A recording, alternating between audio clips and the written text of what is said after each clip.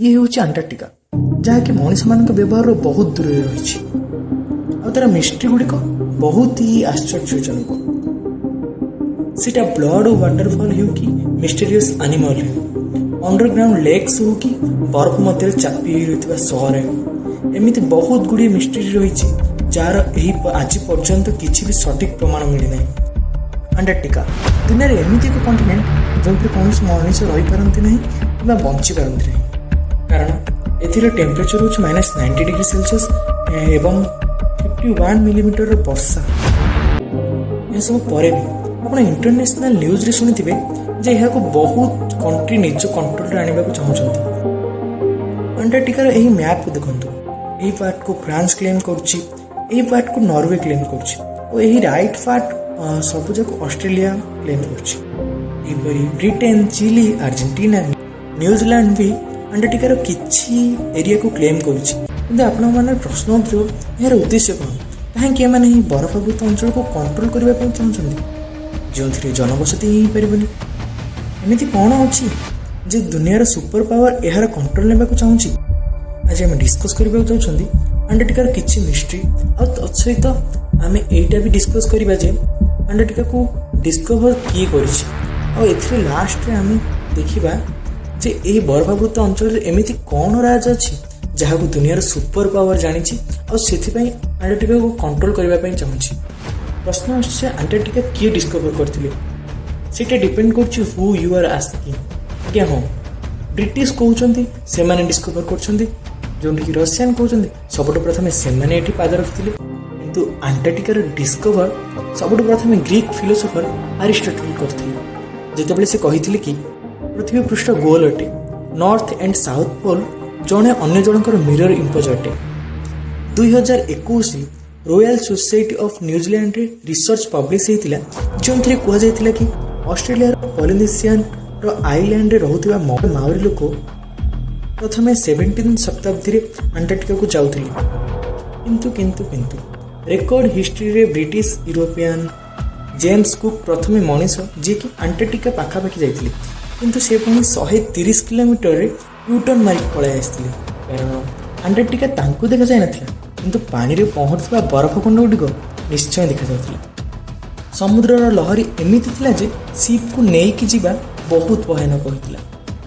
सेतिबे James cook कहिथिले एही continent रो पाखापाखि पहुँचवा भी बहुत ही विपर्यजनक आउ मनुष्य सेठारे पहुँचवा असंभव। कैप्टेन कुक पर आहरी बहुत लोग अंटार्कटिका को डिस्कवर करने को चाहते किंतु किए भी जाई पार नथिले। किंतु 19 शताब्दी आरंभ ही इकोनॉमिकल ग्रोथ सब देश में भल हो सारी से सब कंट्री मानक मध्य गोटे कंपटीशन स्टार्ट हो सारी जो दुनिया मॉडर्न वर्ल्ड आड़ को मुव कर विभिन्न प्रकार रिसोर्सेस इंडस्ट्री स्थापना चलता सब कंट्री सुपर पावर होगा चाहते से एक्सप्लोरेशन पूरा स्पीड रे चलता। ठीक से 1819 रशिया एक्सप्लोरर फेबियन ओन बेलिंग को ये टास्क देते जे से पूरा दुनिया को एक्सप्लोर करी नुआ नुआ महादेश एवं कॉन्टिनेंट को खोजी बाहर करेंगे। 1820 Fabian own captain cook theory को भूल प्रमाणित कले आउ अंटार्कटिका को जाई पूरा पाखर देखी, किंतु हेले भी से निज पाद रख नथिले अंटार्कटिका रे। किंतु यांकु मॉडर्न हिस्ट्री प्रथम मनुष्य कहुए जे कि अंटार्कटिका को देखी। 1920 मसीहा मध्य बहुत ही एक्सप्लोरर अंटार्कटिका को एक्सप्लोर कले, किंतु से ब्रिटिश एक्सप्लोरर रॉबर्ट फाल्कन साथी मान अंटार्कटिका 400 माइल पर्यंत आग को गले, किंतु खराब पाग जो से आग को न जाई पुणी फेरी आसिले। किंतु फेरवा बेले बहुत ही विपर्यजनक परिस्थिति घटी जाइथिला, कहीं से जो रास्ता दे जाइथिले ताहा संपूर्ण भाव बरफ रे ढांकी जाइथिला, तो पुणी से समस्त सेठारे ही मृत्यु हो जाइथिला।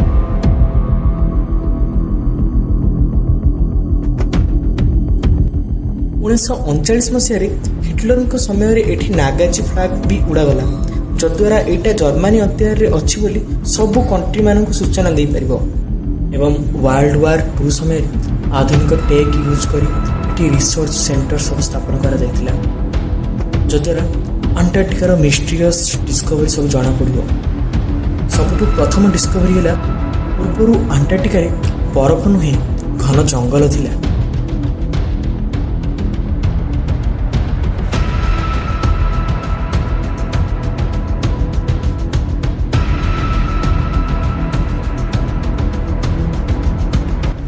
ଏବଂ ଦ୍ୱିତୀୟ ଡିସ୍କଭରି ହେଉଛି ଏହି 3 କିଲୋମିଟର ବରଫାବୃତ ଭିତରେ 400 ଲେକ୍ସ ରହିଛି। ଆଉ ଆଜ୍ଞା ସେଠି ଏମିତି ଟାଇପ୍ର ସାମୁଦ୍ରିକ ଜୀବ ଅଛନ୍ତି ଯାହା ଦୁନିଆରେ କେଉଁଠାରେ ବି ଦେଖିବାକୁ ମିଳେ ନାହିଁ। ଆଉ ସାଙ୍ଗମାନେ ଦେଖନ୍ତୁ, ଇଏ ହେଉଛି ବ୍ଲଡ୍ ୱାଟରଫଲ୍। ଏହାର ରିଜନ୍ ହେଉଛି ଏହି ସ୍ଥାନକୁ ଏକ୍ସଟ୍ରିମଲି ଲେଭେଲର ସାଲ୍ଟି ୱାଟର ଆସୁଥିଲା ଆଉ ତାହା ଉପରେ କେତେ ସାରା ଲେୟରର ବରଫ ପଡ଼ି ରହିଛି। ଆଉ ଏହି ପାଣିରେ ଆଇରନ୍ର ମାତ୍ରା ମଧ୍ୟ ବହୁତ ପରିମାଣରେ ରହିଛି। ଆଉ ସେଥିପାଇଁ ଏହି ପାଣି ଯେତେବେଳେ ସୂର୍ଯ୍ୟ କିରଣକୁ ଆସେ ସେତେବେଳେ ଅକ୍ସିଜେନ୍ ଆଉ ସନଲାଇଟ୍ ଯୋଗୁଁ ପାଣିରେ ଥିବା ଆଇରନ୍ ଅକ୍ସିଡାଇଜ୍ ହୁଏ ଆଉ ଠିକ୍ ଚଙ୍ଗ ଭଳି କଲର୍ରେ ଦେଖାଯାଇଥାଏ। ଏବଂ ଆଣ୍ଟାର୍କଟିକାର ଥାର୍ଡ ଡିସ୍କଭରି ଅର୍ କନସିକ୍ୱେନ୍ସି ଏହି ବରଫାବୃତ ତଳେ ଏନ୍ସିଏଣ୍ଟ ସିଭିଲାଇଜେସନ୍ ଥିଲା। ଆଉ ବହୁତ ଲୋକ କ୍ଲେମ୍ ବି କରୁଛନ୍ତି ଯେ ଏଠି ଏଲିଏନ୍ର ବେସ୍ ସିପ୍ ବି ଦେଖାଯାଇଥିଲା। ଏବଂ 2016ରେ ସାଇଣ୍ଟିଷ୍ଟମାନଙ୍କ କହିବା ଅନୁସାରେ ୟର୍ଥ ଉପରେ ଏଲିଏନ୍ସଙ୍କ ଅବସ୍ଥିତି ମଧ୍ୟ ଲକ୍ଷ୍ୟ କରାଯାଇଥିଲା।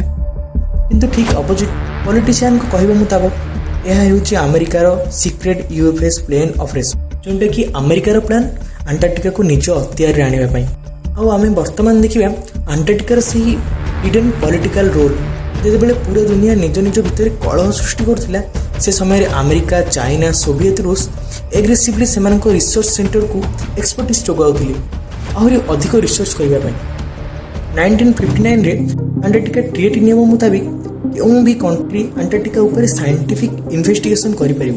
1992ରେ US department of the interior survey ଦ୍ୱାରା ଜଣାଗଲା ଯେ 500 ବିଲିୟନ ବ୍ୟାରେଲ୍ସର ନ୍ୟାଚୁରାଲ ଗ୍ୟାସ୍ ଏଠି ପ୍ରିଜର୍ଭ ହେଇକି ଅଛି। କିନ୍ତୁ ଚାଇନା ଏହି ଅଏଲ୍ ରିଷ୍ଟୋର ପାଇଁ ଇଣ୍ଟରେଷ୍ଟ ନାହିଁ। ଏବଂ ଏବେ ରିସେଣ୍ଟଲି ଆଣ୍ଟାର୍କଟିକାରେ ଭେଲୁଏବଲ୍ ଅର୍ଥ ମିନେରାଲ୍ସ ଯେମିତିକି ନିଉଡେନିୟମ୍, ଅସିଡିୟମ୍, ଟର୍ବିୟମ୍ ଏବଂ ଡର୍ସିୟମ୍ ଦେଖିବାକୁ ମିଳିଲା। ଆଜ୍ଞା ଇଏ ସେହି ମିନେରାଲ୍ସ ଯେଉଁଗୁଡ଼ିକ ବିଭିନ୍ନ ପ୍ରକାର ଟେକ୍ନିକାଲ ଜିନିଷରେ ବ୍ୟବହୃତ ହୁଏ। ଆପଣମାନେ ତ ଜାଣିଥିବେ ବର୍ତ୍ତମାନ ଦୁନିଆରେ ଟେକ୍ନୋଲୋଜିର ପ୍ରଭାବ କେତେ ଦୂର ପଡ଼ିଲାଣି ଏବଂ ଏହା ଆଗକୁ ଆହୁରି ଦ୍ରୁତଗାମୀରେ ବଢ଼ି ଚାଲିବ। ତତ୍ସହିତ ମିନେରାଲ୍ସ ମାନଙ୍କ ବ୍ୟବହାର ଏବଂ ଦର କ୍ରମଶଃ ବଢ଼ି ଚାଲିବ। ଆଉ ଫ୍ୟୁଚରକୁ କଣ୍ଟ୍ରୋଲ କରୁଥିବା ଏହି ଟେକ୍ନୋଲୋଜିର ରେସ୍ ହିଁ ଏହି କଣ୍ଟ୍ରିଜ ମାନଙ୍କୁ ଏହି ବରଫାବୃତ ଆଣ୍ଟାର୍କଟିକା ଭଳି ମହାଦ୍ୱୀପକୁ ଝିକି ଆଣିଛି। ଆଣ୍ଟାର୍କଟିକାର ଲାଷ୍ଟ ମିଷ୍ଟେରିୟସ୍ ଡିସ୍କଭରି ହେଉଛି ଏହି ସଦର୍ନ ଓସିଆନ୍। ଦୁନିଆର ଖତରନାକ ଓସିଆନ୍ ମାନଙ୍କ ମଧ୍ୟରେ ଏହି ଓସିଆନ୍ର ନେମ୍ ସବୁଠୁ ଆଗରେ ଆସେ। ଦୁନିଆରେ water supply and climate mostly ଏହି ସଦର୍ନ ଓସିଆନ୍ ହିଁ କଣ୍ଟ୍ରୋଲ କରୁଛି। କାରଣ ଏହି ocean Pacific ocean, Atlantic ocean ଏବଂ ଇଣ୍ଡିଆନ୍ ଓସିଆନ୍ ସହିତ କନେକ୍ଟ ହୋଇକି ଅଛି।